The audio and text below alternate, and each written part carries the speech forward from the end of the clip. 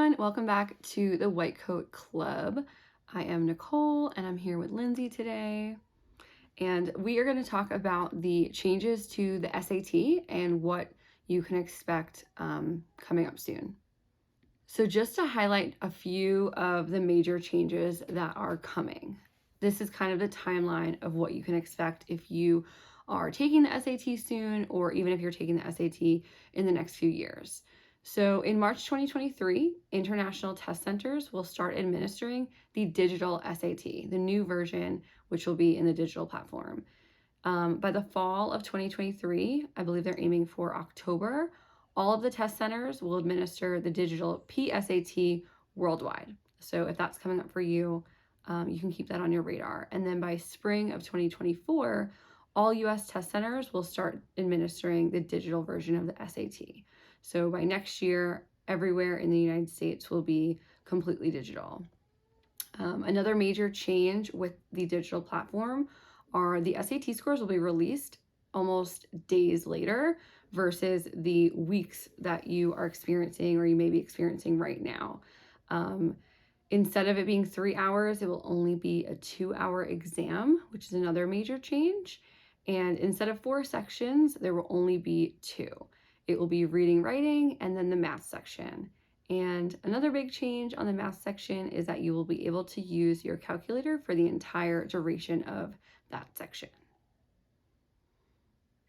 Now, some other changes too to the SAT is the digital test will allow the College Board to deliver a different test for every student.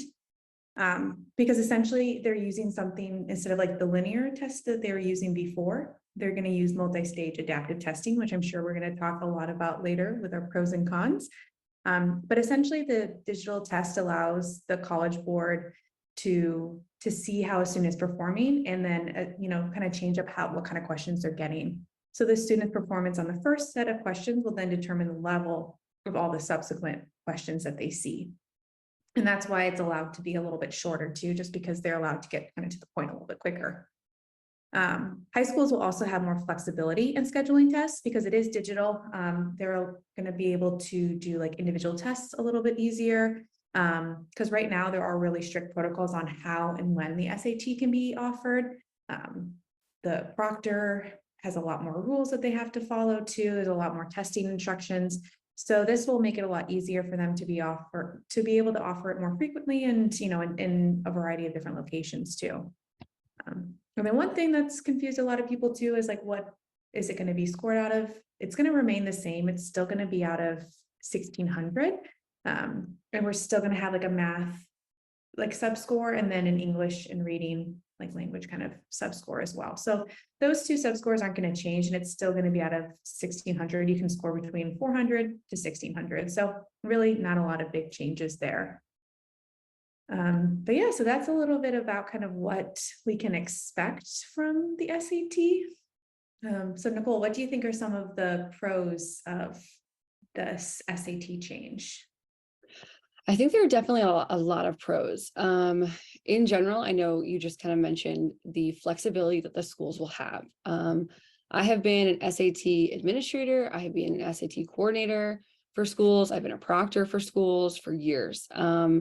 And there are, like you said, there's so much rigor involved in when the test can be offered, makeup tests, when those can be offered. And, the College Board is pretty strict with the parameters around all those details.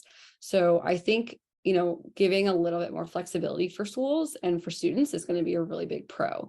Probably a lot more accessibility as for when they can take that exam as well. I think the other major pro for students is it's virtual. As an SAT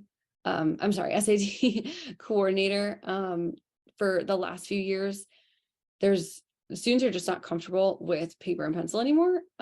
Every student has usually a Chromebook or a laptop at school, and a lot of schools are kind of straying away from that pencil paper format. So being able to do something on a platform where they're more comfortable, I think will give a lot of students more of a comfortability factor there. Yeah, and something too that kids might be and parents might be wondering about is like, what device am I allowed to do this on? Because it is a digital format. Do I have to provide my own device? What Mhm. if I don't have a device? Like, what kind of device is allowed? And so students are allowed to bring in their own device. They can use like a Mac, Windows. They can use a Chromebook from like, if it's a school issued or their own Chromebook. But then there are some kids who don't have their own device. They don't have their own. They can't borrow one from like a friend or family. Mhm. They can rent one from or like kind of request one from the College Board for no additional charge. I shouldn't have used the word rent, but they can request a book, or I'm going to backtrack. They can request a device from the College Board, and the College Board will provide it, free of charge. That is, I would say, I'm going to jump to the cons. That is one of the cons, because like, let's say you are planning to use a device and, the night before it like wipes out and it crashes, you actually have to request the device from the College Board 30 days in advance, because they're shipping it to the location where you're doing the testing. And so if you're doing it like at a school or a library where they have like set spots that you can do it at, it might not be a big deal, but it doesn't really have that flexibility. If your device, dies the day before, you can't borrow one. You might have to reschedule then. I would say that would be one con of kind of that digital side of things. Yeah, relying on technology is never a pro, I don't think. I am in a state and I've worked in a state at high schools where they do their state testing on computers. So I've kind of seen obviously the SAT, but I've seen them do state testing. And at school there are extra computers, which is great, but sometimes it crashes and sometimes the internet's down. And we always, as school professionals, get a little bit nervous on test days because you really just never know what is going to happen. And there is so much that can happen that it's kind of out of our control when it comes to technology. It is good that I think a lot of students probably have a school issued device at this point, but they're definitely not usually the highest speed devices or the latest devices. A lot of times they're not in good shape, unfortunately. So while I think the students are more comfortable doing work on a computer versus pencil paper, I don't know if maybe the adults in the room are the most comfortable with it being now on a virtual platform. Yeah, yeah, I would completely agree with that. Like, did a webinar recently between like the College Board or Khan Academy. I can't remember who was hosting it, and kind of like the relationship between the digital SAT and like schools. And that was like a reoccurring fear amongst like the administrators, is like, okay, how are we supposed to like learn this whole new platform? Like, Mhm. we have to be able, do we have to be able to troubleshoot things? Like what's kind of going to be our role? And that's, still, it seems like kind of I'm not quite sure what's going to happen with that, but yeah, for Yeah, the crowd, it's going to be a challenge. the comfortability factor for the administrators and the proctors will be interesting. I know when the last year when the SAT got delivered, it's boxes and they're locked up and it's a very serious, only one person is allowed to have the key to the room where the tests are locked in, and the process of pulling them out and giving every, classroom. And, the other thing that I think of, which is just kind of jumping, is there's a lot of students who may have specifications where they take their tests in a separate setting, and I'm wondering how, those implications will apply to the digital platform. I'm sure they'll likely be the same, but it's just another kind of thing that has to be thought about when these administrators are planning out test day, because planning out test day, if you're doing it in high school, is a big deal. The school basically shuts down and only focuses on that. And then you have to go mail them out pretty much directly, from that day. And again, everything has to be locked up. It has to be secured, bringing it over, and then, sending it certified. So I know all of that will kind of be alleviated, but it also will bring its new challenges as well. Yeah. And that was one thing that like the College Board is kind of saying is one of their big pros, is this is going to be just so much more secure, because we Mhm. don't have, it under literally lock and key and like be shipping them to these places and then receiving them back. It's going to be a lot, hopefully more secure. They're going to have their own like they're going to have their own platform. Essentially, I think it's called Blue Book, if I remember properly. And so every student will have to download that onto their device before the exam, so they can Mhm. access the test. And that's essentially how it's going to hopefully be a little bit more secure. We won't have to be dealing with the paper being mailed back and forth. And one thing, I didn't read a ton about accommodations yet, but one thing I did see is, like, of course, if students still need to take a pen and paper or pen Mhm. and pencil exam, they still can. Mhm. And I saw stuff about, like, increased time for certain learners, like English learners, they will get like time and a half. But I'm sure they've thought about that at length, but it is going to be an interesting thing to kind of see how they're going to be able to accommodate all these accommodations. Yeah, I'm wondering if the time limit for them requesting or for families to request accommodations for the test is going to be longer or shorter, or what that processing time looks like or will look like in the future. Because I know right now you have to request pretty far in advance. I believe it's 60 days. Um, so we'll see kind of what happens there. Um, so what about the time length? 2 hours versus 3. I'm not really sure that I feel that's a huge pro or con. Yeah, so that essentially comes back to, like, the multi-stage adaptive testing, because essentially they can kind of hopefully weed out, like, those outliers, the ones who are scoring really low and really high. They're getting, the really high test takers are getting questions that are too easy for them, and the kind of low test takers are getting questions that are way too hard for them. And so the SAT is able to, not make assumptions about the student's abilities, but they'll be able to test it a lot quicker, because whenever we were using the old SAT, it was the linear test. Every question was kind of set in stone. We had to have all those questions because we could never make assumptions about the student and what their abilities were. And so this, like, one size fits all testing model was how it had to go. And so we had to have that 3-hour exam so that we could accommodate all those different, like, testing abilities.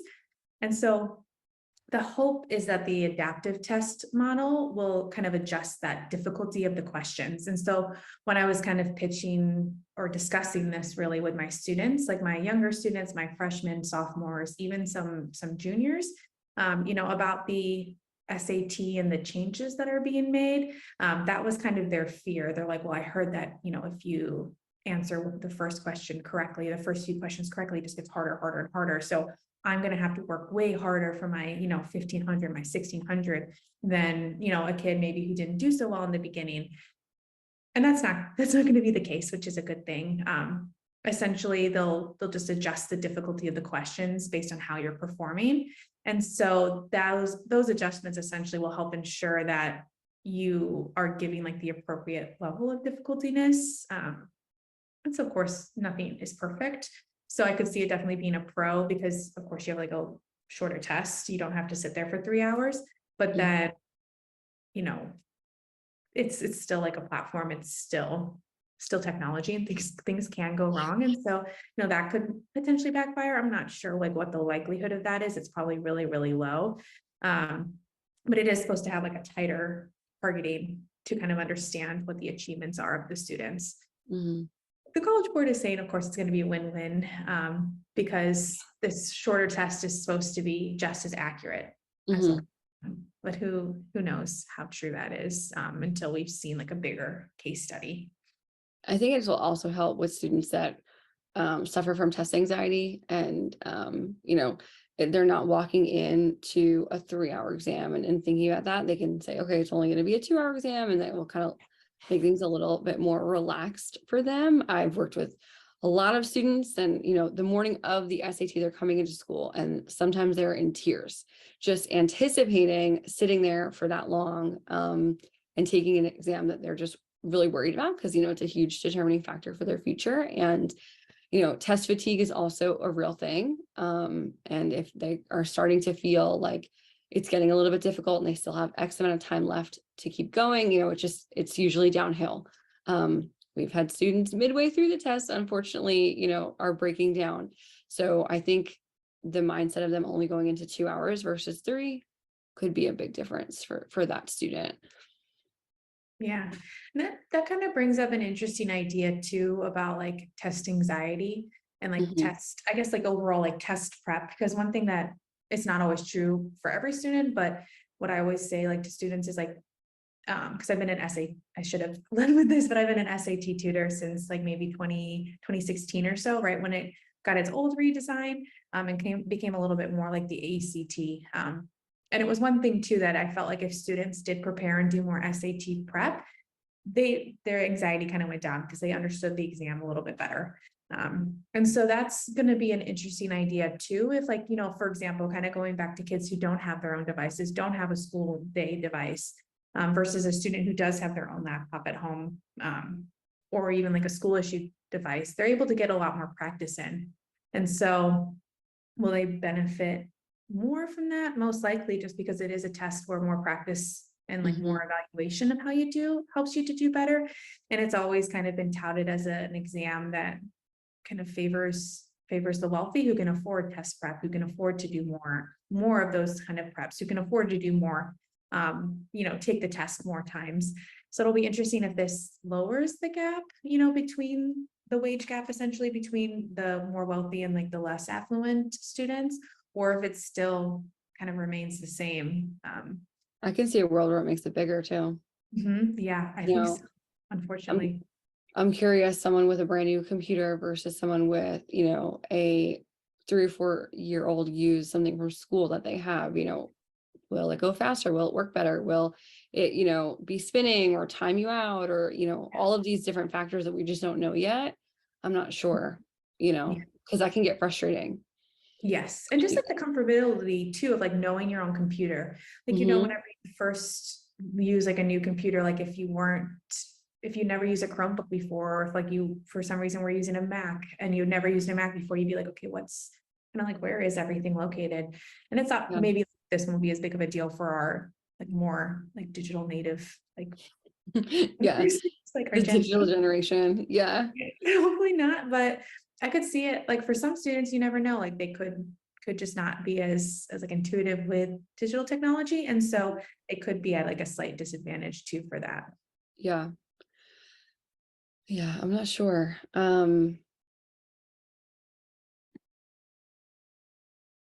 I think one way too that I think can be a pro, and especially for kids who's like, English or like English is their second language, or if they're just not as strong in reading, is the reading section is going to be significantly Mhm. condensed. And so before on like the SAT, we would have like a page long passage. And so these passages, a lot of the times were from like the 1900s or 1800s or before. Sometimes we're super dry, like, not really all that exciting. Like kids didn't really care about these topics. And so that's, I think, going to be one of the big advantages is instead it's going to be, I was looking at some of like the digital like SAT sample questions. They're going to be really short. Like they're honestly like one little tiny paragraph, and then you'll have one question, and then you move on to the next one. And then that's a whole other little like tiny paragraph that you read, and then you answer a question there. So instead of having to go back and like, having all these different reading techniques about like, okay, should I skim? Should I be annotating? Like, should I answer the questions first? Like, what order should I answer the questions? Like, there was all these different like SAT strategies that kids would use and that we would teach in like our SAT classes. I mean, that's going to be completely different now because the format's completely different. We're not having to read these really dense, heavy passages. So, and what the SAT, like College Board is saying too, is they're going to make the passages a little bit more interesting, they were saying, a little less dense, a little bit less, about things that kids maybe don't care about so much. Of course, it's still the masses and people obviously won't always care about things, but it should be hopefully a little bit easier to read and we're not having to go through all these like really heavy It's passages. heavy.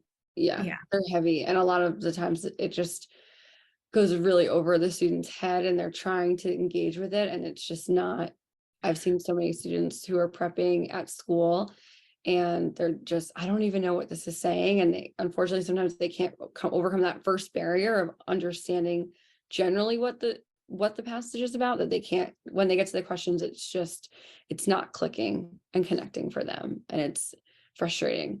So hopefully that could be the case, that they're a little bit, Less dry. Yeah, hopefully, Um, yeah, 'cause yeah. some they really were really boring. And then, like, there was, like, language that kids wouldn't necessarily know, and whenever the SAT did go through the redesign in, like, I think it was 2016 or something like that, they they did kinda cut out, like, the SAT language, the SAT vocab that was kind of infamous beforehand, but, it was still kinda hard for kids to understand sometimes. And in this new SAT, they are going to be asking really similar type questions. Like, it'll still be like, what's the main idea of this text? Like, which, supports their hypothesis, or, what, still like looking at graphs and charts and things like that. It'll still be stuff that kids are being tested on, like, the same things essentially, and so they'll have to use similar skills, but I think it will be asked in a way that is gonna be more digestible to teenagers. We could hope. Yeah, yeah. I do think one of the pros that I'm excited about are the faster results for the Mhm. scores. Yeah. Um, I feel like when we're helping students kind of decide, will we take another exam? Will we take an ACT? What is our plan here? Sometimes we're waiting for those first scores to come back to really decide the rest of the student's test plan. So if we can have those scores back almost immediately, I think that's a great thing. I think it gives them an opportunity to sign up for more tests if they need to. Even prep more. I know sometimes students are, they prep and then they take it, and then usually in the window of them waiting for the score, they're not continuing to prep. I know that students that I've worked with specifically. Yeah. Um, so if they have that score back almost immediately, it'll give them a little bit more of a window for prep and planning. Yeah, I completely agree. It will just, I think, allow them to do everything a lot quicker, a lot Hmm. more efficiently, so they're not having to start from the beginning and, like, kind of rebuild up that momentum that they had, Yep. so they can get it real quick. Yep. And I don't know if this is a pro that the students will think is a pro. I think sometimes they take it and they leave and they big sigh of relief, and they're thinking, I don't have to worry about this for 6 weeks or 8 weeks, and it's just kind of off my mind. I don't have to worry about it. But now, unfortunately, they may be having to worry about it, in a couple hours once they get that score back. But from our point of view, I think that it's definitely a pro. Yeah, I agree. And I know for, like, whenever you're applying for dental school, you have to take like a similar to the SAT. Hmm. You can take your results, like, before you even leave. Like, you Hmm. take your exam and your score pops up, which seems really scary. I kind of agree, like, Yeah, yeah. nerve-wracking, but, like, it's so nice because then you can go home. And I think maybe the GMAT The or the GRE does that too. Yeah, when I yeah, took the GRE, it was the same. I had my score. The second you hit submit, yeah, you're almost like, oh gosh, because yeah. it's gonna pop right up. So yeah. Yes, It's exactly. nerve-wracking because you know that, but it's also in the bigger picture, I think it's a pro. I would agree with that. Just helps you, like, kind of make a game plan. Like, am I gonna be wasting my time on these applications, or wasting my time still studying for it, or whatever it is. Mhm, mhm. I completely Yeah, agree. because some students will still study. Meanwhile, they have their, high score that they're gonna be happy with it. They didn't have to spend those extra 6 weeks studying, or vice versa. Yes, exactly. Okay. Yeah, and I guess, like, another pro too is the calculator can now be used on every single math Yes. section. Yes. I think students will be happy about that. I think proctors will be happy about that. Yeah. They're constantly, walking up and down, making sure, why is your calculator out? Should your calculator be out? Yeah. Making sure everyone's on the same page. So, And just like before too, students can bring their own calculators that mhm, are approved from the list. yeah. And, it should hopefully be really seamless. Mhm. One thing I was thinking about, and I didn't dive into this and, like, do any research into it. Do you know if, like, your students are allowed to have, like, a scratch piece of paper? I'm sure they are, for, like, showing I their. I tried to look that up actually when I was on their website, but I didn't see anything about it. I would hope so, because I we can definitely identify the fact that some students are, visual learners, and some students just need to kind of work things out on paper. So I'm sure that there would be the option for that, but I'm also curious because we collect that scrap work and send it back Wow. as well. Like when we send in the SAT the scrapwork is collected. It's not like we just throw it in the garbage. So I'm not sure if that will be a component of being something that has to be sent back. And I'm also curious, with the whole digital platform and they have to download the app on their computer, I'm wondering if the schools themselves will receive some type of flash drive or something that's how they can mass upload. I know there's a way to like mass upload to school issued devices. So if we get a new app at school, we can like mass download it to every device that's under our network. So I'm curious. I'm Mm, really not tech savvy like that. yeah. I'm curious if it's gonna be something like that. And then, maybe we will have to send scrap paper back. Yeah. I don't know if they've released that information. I haven't seen it. Yeah, one thing I did see about like at least the reading passage in general is there is the ability to like do annotations like on the Mm-hmm, screen. mm-hmm, I believe take notes on the screen, but like it's a completely different thing to like write a few notes, like, in this, annotating something, the reading passage versus like, writing out your work on the math, mm-hmm.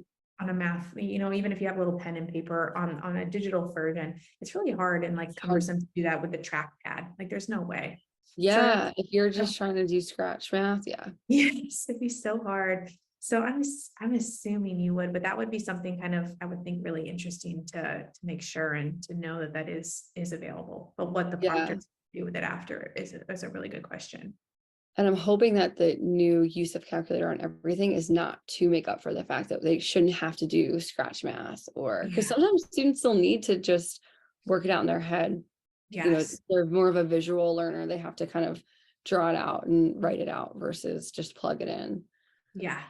And one thing I read too about like for the one thing I read was about the like the word problem questions in the math. Those apparently too are going to be a little less wordy and a little less Mhm. like complex, just to accommodate more of like our English learners, like our second ESL learners, because it is it is kind of really challenging. I was working with one girl who English was not her first language, and the word problems in the math were like her biggest trouble points. She just would like look at them and her eyes would glaze over. And so hopefully for like, students like that, it will help just make everything a little bit easier. Yeah, I would hope so too. Because they're pretty lengthy. This is Mhm. math, and they're already reading a lot, and they're kind of overwhelmed, and then now we have to read even more and try to figure out what they're even asking you to decipher. Yeah. Yeah.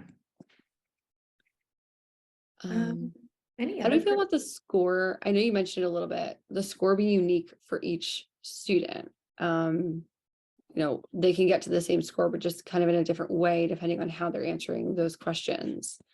yeah. I'm curious about, not only how it's going to work for the students, but how the colleges will kind of interpret those scores. Yeah. Yeah. That is a good question. Um, No, at this point, I don't know if I have a good answer for it, unfortunately, but I mean, I do think that it will be good on the students' end, that we do have like more flexibility. We work a lot with like BSMD students here, Mhm. and I always tell them like there's no one right path to medicine, and it's the same thing kind of with the SAT is like, there is not the nice thing of hopefully about this like kind of variable test is not the linear test, is that you could get there to the right answers in like a lot of different ways, or like the score that you need in a lot of different ways. So, Mhm. I mean, I think it could be a positive. I think so. Yeah. I think so too. I'm curious to see the first round.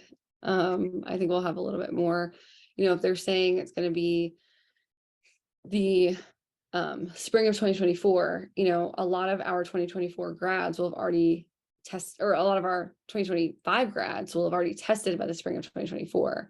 So I'm curious whether they're going to hurry up and finalize their test scores before it's complete, before their school or their county, their state goes digital. I've had some families already ask me, should we be testing now? They're freshmen, should we be testing now to keep the new version? But eventually they will be kind of having classes who some are coming in with the new, some are coming in with the old, and I'm curious how they will kind of navigate all those different types of scores coming in. Yeah. And I think that that ultimately is like the con a big con of this, is just how Mm. schools are going to evaluate these and look at it. If they are going to give more weight to the old SAT versus the new SAT, Mhm.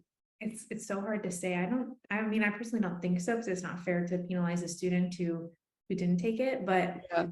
we never know. But I don't think so personally, but um it'll be interesting too to see if like school, I mean, I guess they could know based on when you took it, then they would know you took the Mhm. digital test. But even now, like I wasn't aware of this, but like a lot of the digital tests are available right now. Some places are already offering it. Uh, Mhm. my area, there was like 5 testing centers, within 10 miles even that offered it. And so you could look in your area if you were more interested in the digital test and you could take that one to start rather than the pen and paper one, which I think is interesting that even now you could be doing it. You have the option. Yeah, I think by the spring 24 is when they have to be. So, Mhm. um, it'll definitely be a slow start in some areas And versus others I believe you mentioned this, but the PSAT this year in this year. 2023 will Yep. be all digital too. So that will be like a Mhm. good precursor and like a good test for kids who maybe haven't taken the SAT or ACT, Mhm. to see, is this right for them? Like, how it'll work.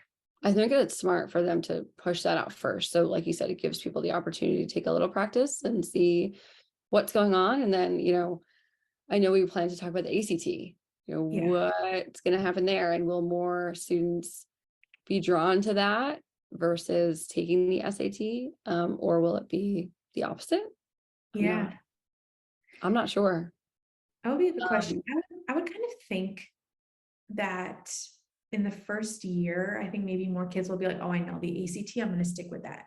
And then after that, I think people are going to be like, take a 2-hour exam. I'm not sure how long the ACT is, but like, take a mhm, 2-hour exam versus even like a 40-minute exam. Like, that's probably mhm, like a 2 hour exam. mhm.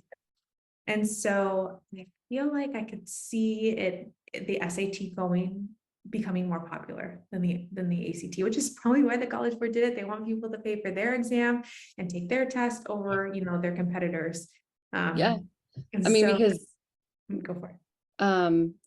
when I was taking the exam, no one took the ACT back Mhm. then. Um, you know, it was kind of a new thing, and my high school wasn't offering it, and I didn't go seek it out. I took the SAT at my school. I took it another time, not at my school. Um, and no one was really doing that. So I think ACT has gained so much traction over the last few years that that's probably a big reason why they wanted to be the first to turn over this new leaf. And then the other thing that I think of is, North Carolina, right now where I am, and it's different in every state, is an ACT state. So every single student has to take the ACT. It's offered in March usually. There's a specific day that we have it at our school, in our district, in our county. And even if you miss it, you have to make it up. And there's a lot of parameters around it, but will I, as a student in this state, seek out the SAT at a testing center because I want that digital test? I'll still have to take the ACT, but will I stick with the ACT and maybe take that another time at a testing center, or will I seek out SAT instead? So I think it brings a lot of decisions for families and for students. Whereas I think now most of the students that I work with in the state, they know they're going to have to take the ACT. They get it once for free at school. So they prep for that, and maybe they take it once before, maybe they take it once again after. Um, so now they will have a bigger choice to make, I think. Yeah. And I think that poses the question too, if like kids are wondering which ones they should sign up for, like Mhm. if they do have the flexibility or their school like doesn't really offer it, or they want to get it done beforehand, which one they should take. And my advice is going to be the same as what my advice is now, is to do a practice test with both. Cause like on the College Board, you can find like a digital SAT practice test. I think they have like 3 or so up so far, and I'm assuming they'll get more and more up as well. And so that will be kind of interesting to see what that exam is like, um, or what kids are liking about that. And then they should also do like an ACT practice test that's going to be like the printed version, um, Mhm. and see which one kind of fits their style. Now they're going to be really different. I feel like the SAT was really similar to the ACT. Like when they did their redesign, the timing was like the biggest change. And actually, I meant to mention this before in the pros. I think that's going to be a big pro as well, is students are going to get more time per question now to answer each one. The ACT is definitely quicker than the SAT. You have to be just Mm-hmm. moving faster. And the SAT was, I think, a little bit more dense, but you got a little bit more time. And now the SAT, I think, is going to be a little less dense and you get a little bit more time. So Mm-hmm. I think that might even continue to give the edge to the SAT. But once again, this Yeah. is only my Because opinion. ACT, those 4 sections and this boom, boom, boom, boom. Yeah. It's so fast. So I mean, again, as a proctor, you're putting the time on the board and you see students look up, and their jaw almost hits their desk. Like, how do I yeah, only have that much time left? And, it's really, really stressful. And knowing that they have that same thing 4 times over really, really fast, yeah, is stressful for them. And they almost come out like, yeah. and they felt like they should run a marathon. So I think that that'll be a huge, if the students can wrap their head around that change, I think that they will have the preference for the SAT. Yeah, I think so. That's kind of my thought. And so it will be interesting to see what the ACT does, like in return almost. Because of Mhm. course, I feel like one Yep. teacher, the next one makes a change a year or two later, and then Yeah. vice versa. So the ACT is available digitally right now, but only in certain areas, and only like if your school or your state kind of has those like testing facilities. Mhm. I haven't really, I mean, I don't specifically ask my students, but I haven't really heard of too many kids taking a digital ACT before. Um, and so like that's going to be of interest if that increases in popularity too, if they push that out more, if they completely redesign to kind of match what the SAT is doing. If I've the only experienced it with students with accommodations.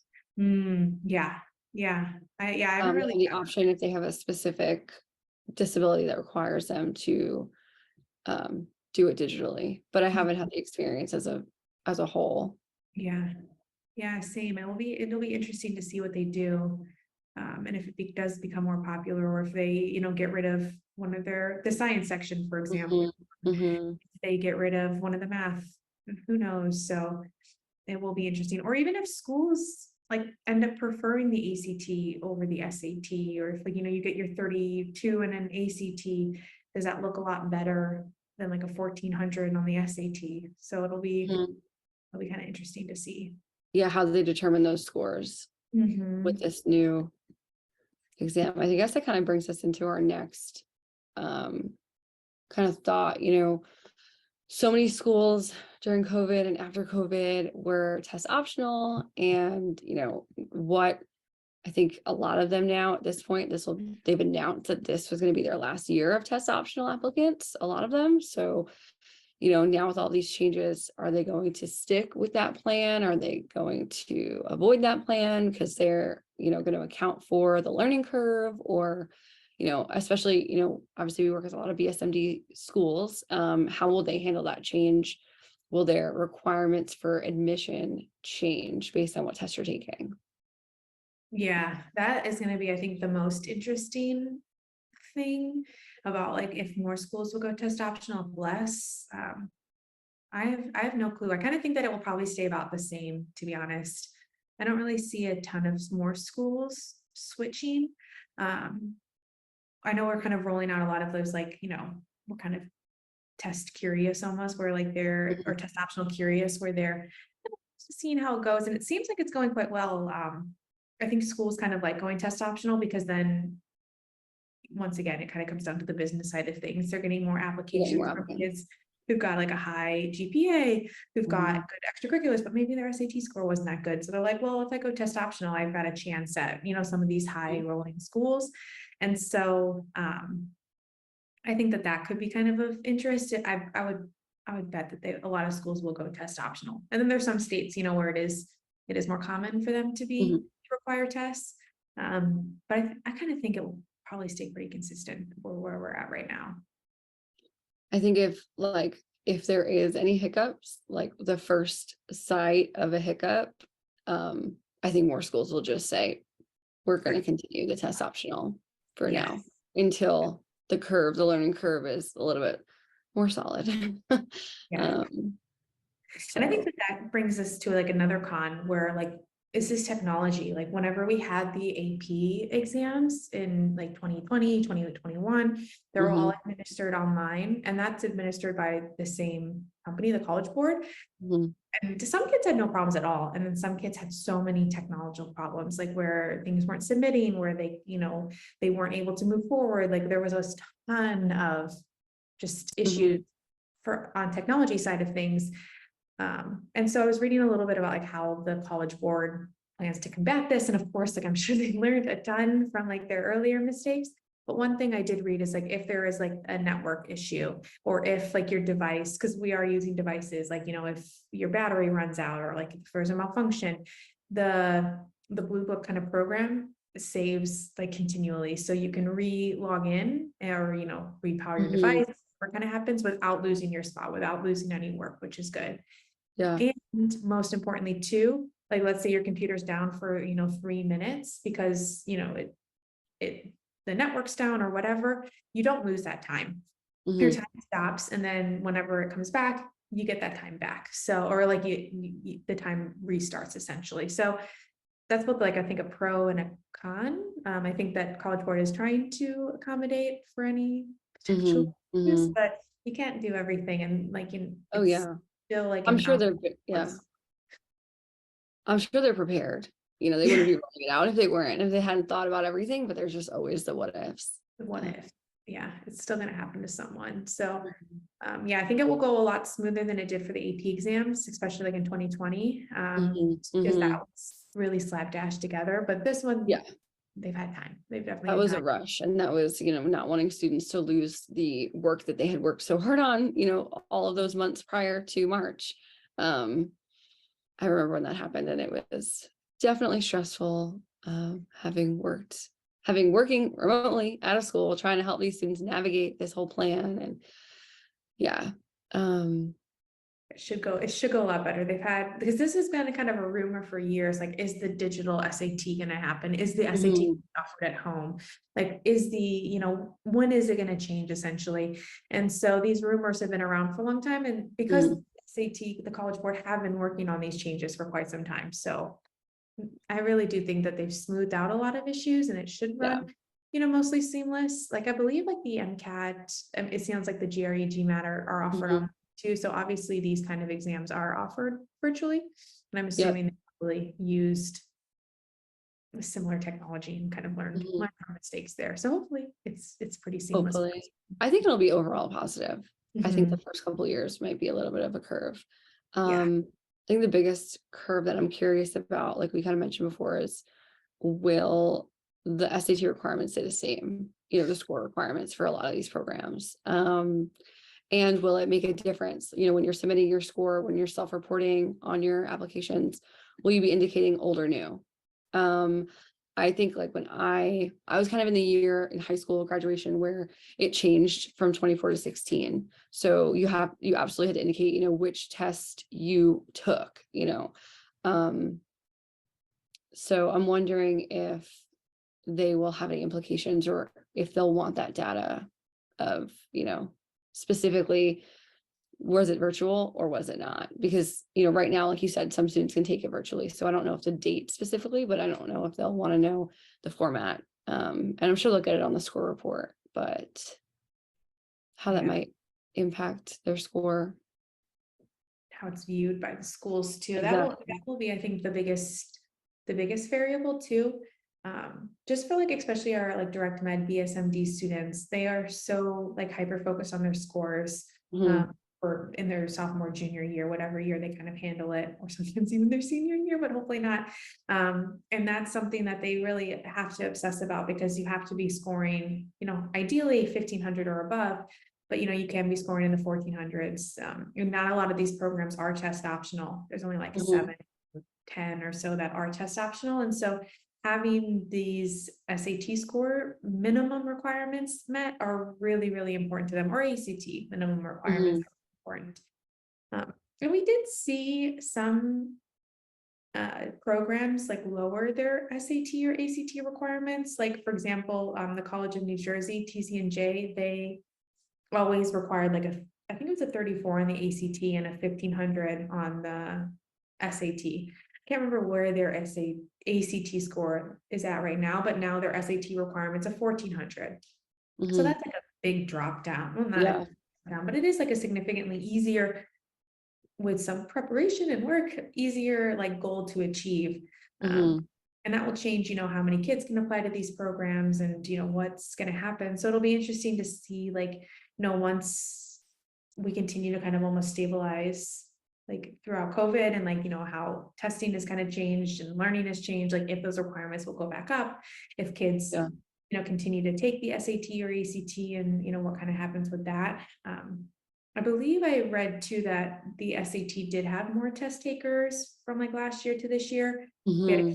drop off in the pandemic, but Yeah. now that everything is starting to level out a little bit more, it seems like it's staying a little bit more consistent, maybe a slight increase. It'll be interesting to see kind of where we're at in 3 years, 4 years. Yeah. Yeah. I don't know if it'll have the biggest impact on, the class of 2024, but 25, 26, 27, I think are going to feel that impact a lot more. Yeah. Oh my gosh. Yeah. They are definitely gonna Mhm. be taking the brunt of it. And as the ACT probably moves to respond to, that's gonna add another Yeah. ring to things. So it will be interesting, like if the SAT will have like less importance in the process too, uh, Hmm.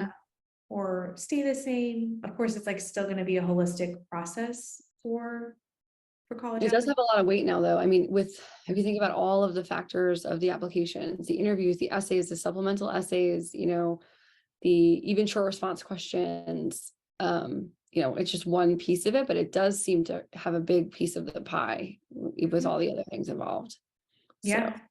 Yeah, like let's use like Hofstra's BSMD program as an example. I yeah. think their like GPA is like a 3.7.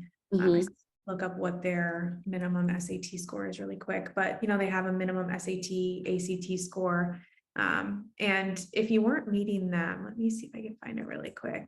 Yeah, 3.7 GPA, 32 on the ACT, 1410 I was gonna say, I on think it's a 14.